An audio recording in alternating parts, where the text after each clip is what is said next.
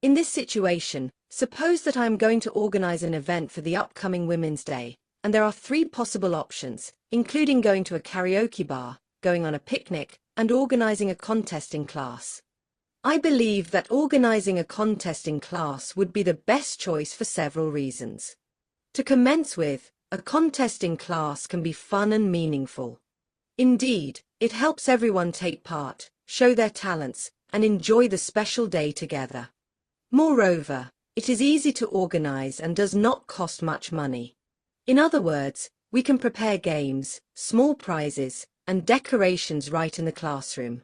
In contrast, going to a karaoke bar is not a perfect option because it may be noisy, and not everyone likes to sing in public. Similarly, I think that going on a picnic should not be chosen because the weather might not be good, and it takes a lot of time to plan and travel.